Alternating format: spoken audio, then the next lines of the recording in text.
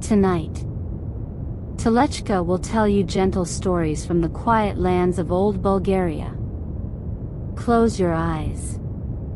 Let your thoughts grow soft and still. There is nothing you need to do tonight. Only listen and rest. By warm lantern light, and beneath the calm night sky, old fairy tales are waiting for you. Stories of kindness, courage, quiet magic, and golden hearts. Tonight's stories include the Giant Turnip, the Runaway Bread, the Golden Girl, the Flying Horse, and the Three Brothers and the Golden Apple. So settle in close, and let the night become peaceful around you. The stories are ready to begin. In a quiet little village, nestled between soft green hills and whispering trees, there lived a kind old grandpa. His small house was warm and cozy, and just behind it lay his favorite place in the world, a peaceful garden. Every morning, before the sun fully woke, Grandpa would step outside, breathe in the fresh air, and gently care for his plants. One spring day, he planted a tiny turnip seed in the soft, dark soil. "Grow big and strong, little one," he whispered kindly, watering it with care. Days passed slowly and peacefully. The sun warmed the earth. The breeze hummed softly through the leaves. And Grandpa visited the turnip every day. Little by little, it began to grow. Its leaves stretched wide and green. Its roots pushed deeper into the earth. And soon, it wasn't little anymore. The turnip grew big. Then bigger. Then bigger still. Until it became the biggest turnip Grandpa had ever seen. One calm morning, Grandpa stood beside the enormous turnip and smiled. "I think it's time," he said softly. He held its leaves, took a deep breath, and pulled. He pulled once. He pulled twice. He pulled a third time. But the turnip didn't move. Not even a tiny bit. Grandpa chuckled gently. "Well now, I think I need a little help." Grandma came out of the house, wiping her hands on her apron. "Let's do this together," she said warmly. Grandpa held the turnip. Grandma held Grandpa. They pulled together. Once. Twice. 3 times. Still, the turnip stayed fast asleep in the ground. Their granddaughter came running, her laughter light as the breeze. "I want to help too," she said happily. Grandpa held the turnip. Grandma held Grandpa. The granddaughter held Grandma. They pulled gently, all together. Once. Twice. 3 times. But the turnip didn't budge. Their friendly dog trotted over, tail wagging. "Woof. I'll help," it seemed to say. The dog joined the line. They pulled again. Softly, steadily. But still, the turnip stayed. The cat, who had been resting in the sun, slowly stretched and wandered over. With a quiet purr, it joined in too. Now they all pulled together. Grandpa, Grandma, granddaughter, dog, and cat. Once. Twice. 3 times. Still nothing. Just then, a tiny mouse peeked out from a small hole in the ground. "Squeak, may I help?" it asked softly. Everyone smiled. "Of course," said Grandpa. "Everyone is welcome." The little mouse gently took its place at the end. Now, all of them stood in a line. Grandpa held the turnip. Grandma held Grandpa. The granddaughter held Grandma. The dog held the granddaughter. The cat held the dog. And the tiny mouse held the cat. They took a deep breath and pulled. Once, twice, 3 times. And then, pop! Out came the giant turnip. They all tumbled softly onto the grass in a giggling pile. Grandma carried the turnip inside and made a warm, delicious soup. Soon, everyone gathered around the table. They ate slowly. They smiled. They felt happy and calm. Grandpa looked around and said gently, "When we help each other, even the hardest things become easy. And even the smallest friend can make a big difference." That night, under a sky full of quiet stars, everyone went to sleep feeling safe, warm, and content. And in the stillness of the night, the garden rested too, waiting peacefully for a brand new day. Now, let us drift gently into another story. In a small village nestled at the foot of a forest, winter had come early and harsh. Snow fell day and night, covering the rooftops like thick white quilts, while the chimneys could barely release the warm breath of the houses. The paths were buried, the trees bent under the weight of the snow, and the wind whistled like a thin flute among the branches. In this quiet white wilderness lived a grandmother, a grandfather, and their 2 grandchildren, Vanu and Canito. The children were fair-haired, lively, and always hungry, and the grandmother was strict but kind, with glasses that constantly slipped down her nose. One morning, the grandmother decided to make something to warm them all, a wheat loaf. She took out the last of the flour, sifted it, kneaded the dough, and put it into the oven. Soon the house filled with the aroma of fresh bread. The children hopped around her like 2 sparrows. "Grandma, give us the loaf," Vanya pleaded. "We're very hungry," added Canito. The grandmother pretended to be annoyed. "Hush now. Behave yourselves, or you'll see the spindle. The loaf, it's not here." "Where is it?" the children asked in unison. The grandmother looked out the window, wiped the glass with her sleeve, and said, "There it is, running along the road." It went to take a walk around the field. The children pressed their noses to the window. Outside, the snow was falling in big flakes. The road was empty, white, and endless. But the grandmother wasn't entirely lying. The loaf really had run away. The loaf sets off along the white road. As soon as the grandmother left it to cool, the loaf jumped up, rolled out the door, and set off down the snowy road. The snow crunched beneath it, and the cold nipped at its crust. Soon it reached the edge of the village, where its first trial awaited: the meeting with the hare. From the bushes sprang a white hare, so white it could barely be seen against the snow. "Loaf, loaf," he cried. "Stop. I'll eat you." The loaf laughed. "Oh, little hare, you are fast, but I am faster." And it rolled down the path. The hare leapt after it, but it slipped away like a ball of ice. The meeting with the wolf.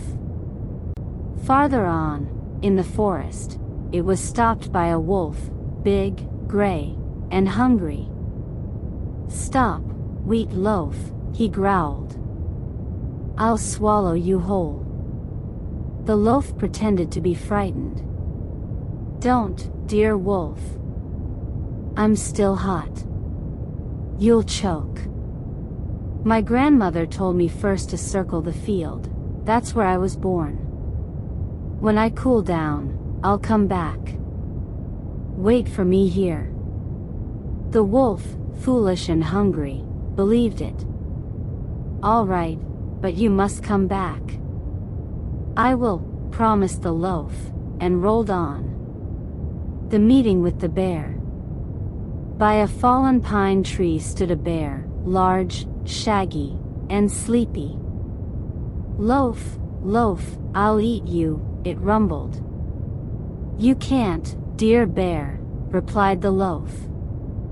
"I'm round and quick, and you're still not fully awake from your winter sleep." The bear tried to catch it, but slipped on the snow and fell on its back. The loaf rolled on, laughing. The meeting with the fox. At the edge of the forest, beneath a snow-covered fir tree, sat a fox, red, clever, and hungry. She didn't pounce right away. She smiled sweetly. "Oh, what a lovely little loaf. So golden, so round, you must sing beautifully. Will you sing me a song?" The loaf puffed up with pride. Of course. It began to sing its little song, while the fox nodded and pretended she couldn't hear well. "Oh, oh, such a lovely song, but if you come a little closer." The loaf moved closer. "A bit more," whispered the fox. But the loaf saw its reflection in her eyes, hungry, cunning, dangerous. "No, no, this one won't trick me," it thought. With a quick leap, it rolled down the path. The fox sprang after it, but the loaf was faster. In the winter field. The loaf reached a large winter field. Snow had spread a thick white blanket over the wheat. Only an old pear tree stood in the middle, bare and silent, like a guardian of winter. The loaf came closer and asked, "Is the wheat here?" A faint little voice came from below. "I'm here, sleeping under the snow." "Are you cold?" "No. I'm wrapped in a white blanket." The loaf smiled. "Good. Sleep well. When spring comes, you'll grow tall and become a golden ear. And then, a loaf like me." The wheat laughed softly beneath the snow. The return by another path. The loaf turned to go back but saw the sky growing dark. The wind grew stronger. Snow began to fall even thicker. "I must return," it thought. Grandma and Grandpa must be worried. But it didn't want to pass through the forest again, where the wolf was waiting. So it took another path, through the valley, along a deeper road where the snow was softer and there were no beasts. It rolled and rolled, until at last it saw the rooftops of the village. Home. The grandmother, grandfather, and children stood by the window. "Grandma, will the loaf come back?" Canito asked. "It will," said the grandmother. "It knows the way home." And just then, the gate creaked softly. The loaf rolled into the yard, flushed from the cold, but whole and smiling. "Grandma. Grandpa. I'm back." The children shouted with joy.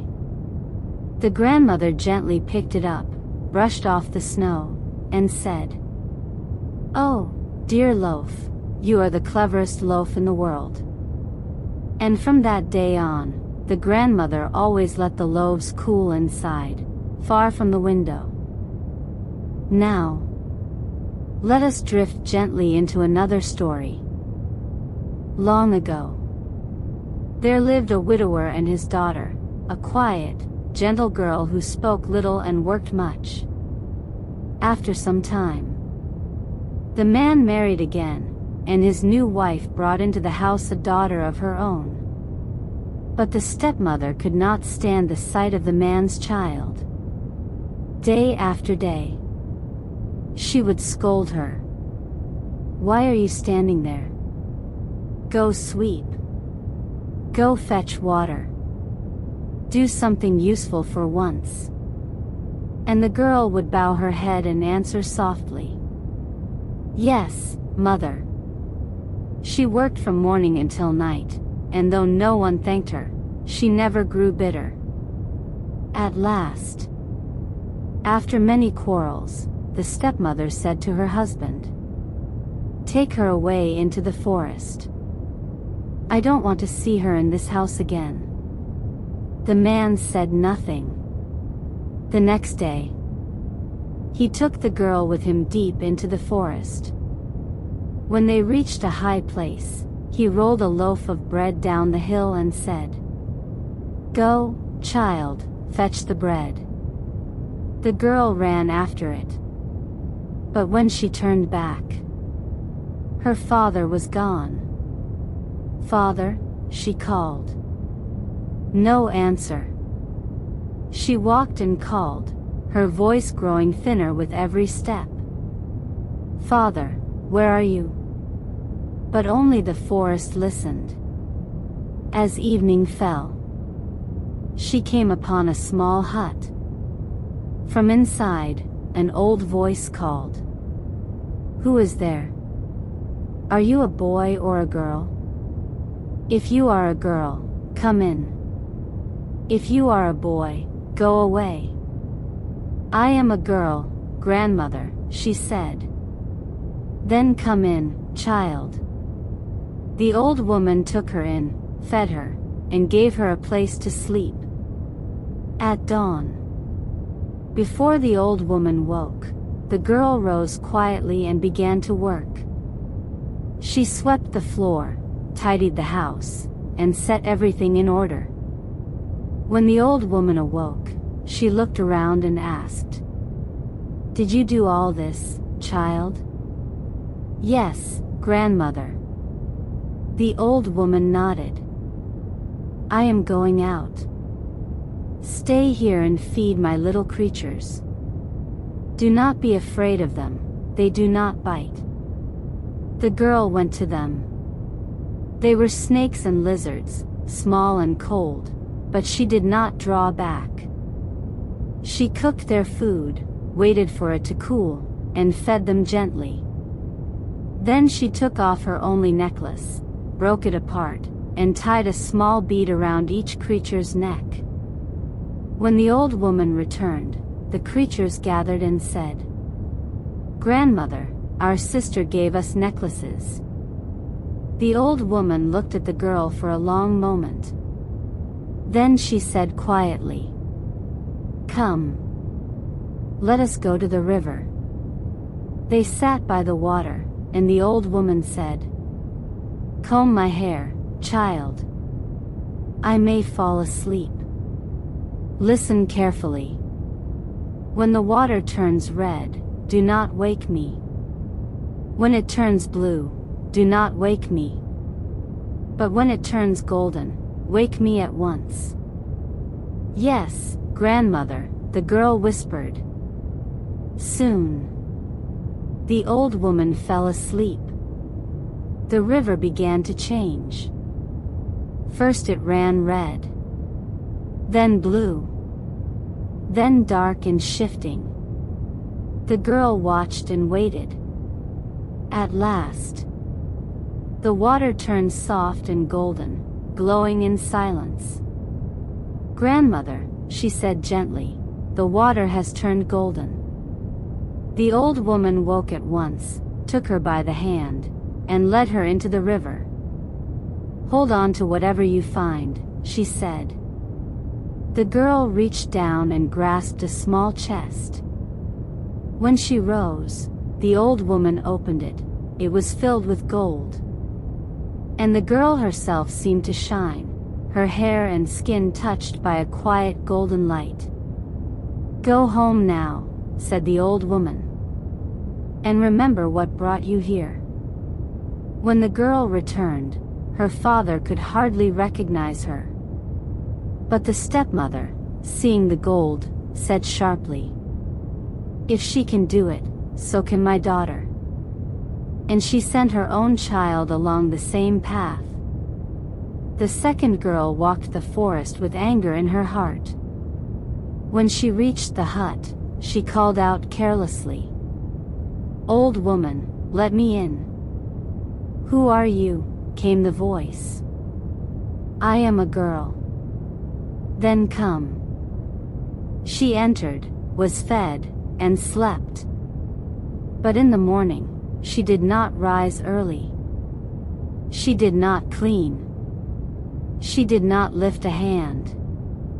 When the old woman said, Feed my little creatures, and do not be afraid. The girl scoffed. I'm not afraid, but I won't waste my time.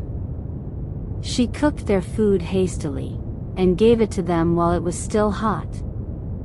The creatures cried out as they burned. When the old woman returned, they complained. Grandmother, she burned us. The old woman said coldly, and I will repay her in kind. They went to the river. Comb my hair, said the old woman. I may fall asleep. Listen carefully. When the water turns red, do not wake me. When it turns yellow, do not wake me. But when it turns black, wake me. The girl barely listened. The old woman fell asleep. The river changed. When it turned golden, the girl laughed. Oh, gold. She dipped her finger into the water, and when she pulled it out, it shone with gold. My finger is gold. That's enough for me, she said. But she did not wake the old woman. Soon after, the water turned black, dark and heavy as night. Then she shook the old woman. Wake up. The water has changed. The old woman rose, seized her, and plunged her into the river. Hold on, she said. The girl grasped a chest, and held it tightly. But when she rose, her body was black as tar, and all her brightness was gone, save for that one golden finger she had dipped too soon. The old woman said nothing more. She simply showed her the way home. When the stepmother saw her daughter, she cried out, What has happened to you? The girl held up her golden finger. I have gold. But when they opened the chest, snakes and lizards poured out, hissing and writhing across the floor. Time passed. The golden girl grew into a young woman, quiet and radiant. When a good man came to marry her, the stepmother hid her beneath a trough and dressed her own daughter as the bride. Keep your hand covered, she whispered. Only show your golden finger. But as they rode away, a rooster crowed. Cock-a-doodle-doo. The golden girl is under the trough. The black girl rides as bride. They rode on, uneasy. Again the rooster crowed. Cock-a-doodle-doo. The golden girl is hidden away. The black girl takes her place. The guests began to murmur. When the rooster crowed a third time, they stopped. Lift the veil, they said. And when they did, the truth stood before them. They turned back, searched, and found the golden girl hidden just as the rooster had said. She was brought out, dressed, and placed upon the horse. And this time, no voice spoke against it. And so the golden girl was married. Not because she shone, but because she had remained kind, even in darkness. And that is a kind of gold the world cannot take away. Now, let us drift gently into another story. Once upon a time, in a distant land where the sun rose slowly over golden hills and set behind forests that whispered ancient secrets, there lived a king of great power and even greater ambition. This king desired not only wealth or glory, but wonder. And so, he built a palace unlike any the world had ever seen. Its towers pierced the sky like silver spears. Its walls shimmered in the light, as if each stone held a piece of the sun itself. Marble staircases curved like flowing water, and gardens bloomed in perfect harmony, their fragrance carried on the wind for miles. People came from far and wide just to look upon it. Yet among all those who visited, there was one who stood apart. A young man. Every day, at the same hour, he would arrive quietly. He did not speak. He did not marvel aloud like the others. Instead, he walked slowly around the palace, observing every detail, every arch, every window, every carved ornament. He would stop, measure with his eyes, trace shapes in the air, and think. For 7 days. He returned. On the 7th day, the king, watching from a high balcony, grew suspicious. Who is this young man, he wondered, who looks not with admiration, but with intent? And so, he ordered the guards to bring him forward. The young man stood calmly before the king, neither afraid nor arrogant. "Tell me," said the king, his voice firm, "why do you study my palace so closely? Do you plan to steal from me?" The young man bowed respectfully. "No, your majesty. I study it because I wish to build you another, exactly like it." The court fell silent. The king leaned forward. "You," he said, raising an eyebrow. "Build this?" "Yes," the young man replied steadily. "Give me 30 days. Give me workers, materials, everything I request, and I will build its equal." There was something in his voice, not pride, but certainty. The king considered him carefully.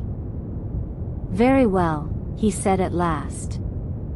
"You shall have what you ask. But hear me well, if even a single brick remains unused, or if you ask for even one nail more than you have requested, you will pay with your life." "So be it," said the young man. The work began at once. Materials arrived in great quantities: wood, stone, tiles, nails, sand, lime. Workers labored from dawn until dusk. The young man directed everything with precision. He wasted no movement, no word, no resource. The king, unwilling to be deceived, placed guards everywhere. They counted every brick, every beam. Nothing escaped their watchful eyes. Days passed. Then weeks. And on the 30th day, just as promised, the palace stood complete. It was identical. So perfect that even the king himself could not tell one from the other. And not a single piece of material remained. The king was astonished. "Tell me," he said, smiling for the first time in days, How shall I reward you?" The young man paused, then said, "I ask for only one thing. A letter, signed by you, declaring that there is no greater craftsman in your kingdom than I." The king laughed softly. "Only that? Then you shall have it." And so, the letter was written, sealed, and given. But the story does not end there. For true worth is not always proven by titles. The young man, confident in his skill, traveled onward. In time, he came to work under an old Armenian craftsman, a man whose hands were worn by years, whose eyes had seen more than they revealed. One day, the young man noticed the old man shaping wood. And something about it seemed wrong. He hesitated, but only for a moment. "Master," he said, "that is not the right way." The old man froze. Slowly, he turned. "And you would know better than I?" he asked. "I do," said the young man, showing his letter. "But wisdom is not written on paper." They argued. Voices rose. And soon, they stood before a judge. The letter was shown. The claims were made. Yet in the end, the judge spoke. "The old man is the greater craftsman." The word struck like thunder. Furious, the young man returned to the king. "Your letter means nothing," he cried. "No one believes it." The king, angered, summoned the old craftsman. "What can you do," he demanded, "to prove your skill surpasses his?" The old man answered calmly, "Give me 40 days inside your palace, and I will show you." The king agreed. Then he turned to the young man. "And you?" The young man smiled faintly. "I need only 40 gold coins. And on the 41st day, I will prove myself, in minutes." For 40 days. The old craftsman worked in silence, hidden away. The young man, meanwhile, seemed to do nothing at all. He ate. He drank. He waited. People whispered. Had he lost his gift? Had he been a fraud? Then came the 41st day. The court gathered. The old man stepped forward with a small box. He turned it. And music filled the air. Soft. Beautiful. Enchanting. It seemed alive. The crowd gasped. "Can he do this?" the old man asked. Doubt spread like shadow. Then the young man spoke. "It is beautiful," he said. "But watch closely." He stepped outside. When he returned, he carried a simple sack. "Close your eyes," he said. They obeyed. In silence. He worked, quickly, precisely. "Now," he said, "open them." Before them stood a horse. Not just any horse, but one so lifelike, so elegant, it seemed ready to breathe. The young man mounted it. He turned a hidden mechanism. And suddenly, impossibly, the horse rose into the air. It soared through the palace windows, into the open sky. Gasps turned to cries of wonder. He circled above them like a bird of legend, then returned, landing softly before the stunned crowd. "Now," he said quietly, "who is the greater craftsman?" And this time, There was no doubt. The king wrote him a second letter. And the young man, now satisfied, prepared to leave. Before he did, he gave the horse's parts to a servant girl. "Burn them," he said. "Let no one learn this secret."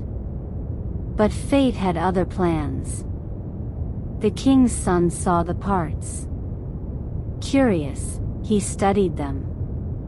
Learned. Understood. And soon, he flew. Far away, to a distant land. Where love, and destiny, awaited him. And the young craftsman? He wandered the world. Creating. Astonishing. Living not for wealth, but for the joy of mastery. And he was happy. Because true greatness is not just in skill, but in imagination, courage, and the power to create wonder where none existed before. Now, let us drift gently into another story. Tonight, Talechka will tell you a gentle story from the quiet lands of old Bulgaria. Close your eyes. Let your breath become slow, soft, steady.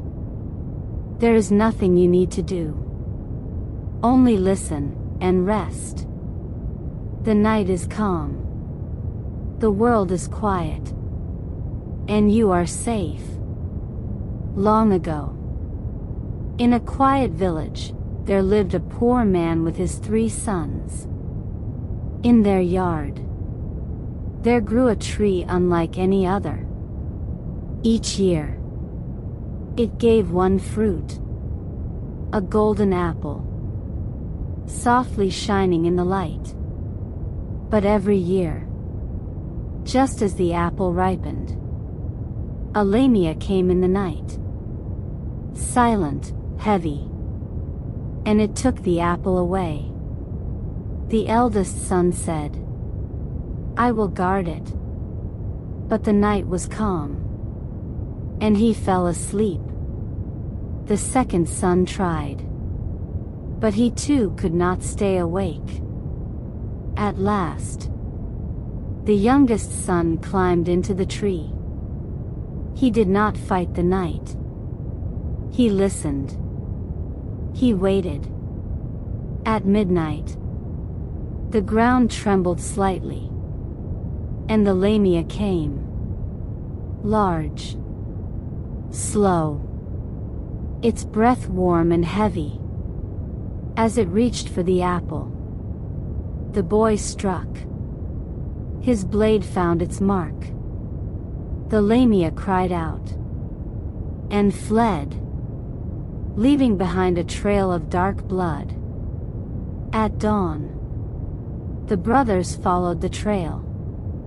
Across hills, across fields, until they reached a deep well. The eldest looked down and stepped back. The second shook his head, but the youngest said softly, "Lower me down." They tied a rope and slowly lowered him into the darkness. Down, through silence, through still air, until he reached the world below. There, he found a strange land, not frightening, but quiet, and dimly lit.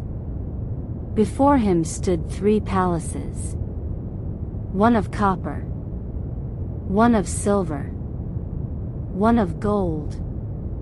In the first palace, he found a maiden.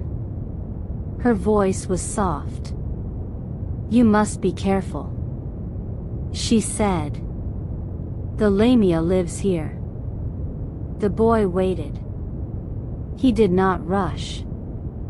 When the lamia returned, slow, heavy, he stepped forward. Calm, precise. and he defeated it. He freed the maiden. In the second palace, he did the same. And in the third, he found the king's daughter. She looked at him with quiet understanding. "When you send us up," she said, "be careful." One by one, he tied them to the rope, and his brothers pulled them up. But when it was his turn, the rope fell. They had left him behind.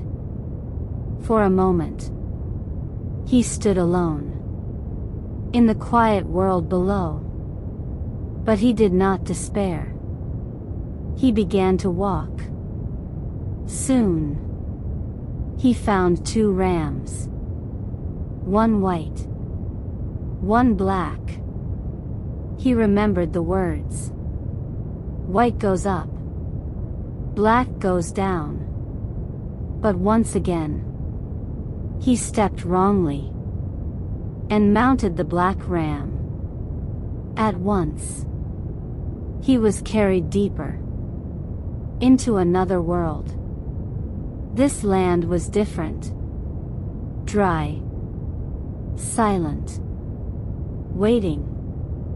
There, he found a kingdom without water. Each year, a second Lamia demanded a sacrifice. And now, it was the princess's turn. The boy stepped forward, not with anger, but with calm courage. When the Lamia came, he waited. He watched. And when the moment came, he struck. And he defeated it. The water returned. The land breathed again. The king was grateful. He showed him the way forward. "Go to the great tree," he said. "There you will find your path." The boy went. And beneath the tree, he found a nest of young eagles.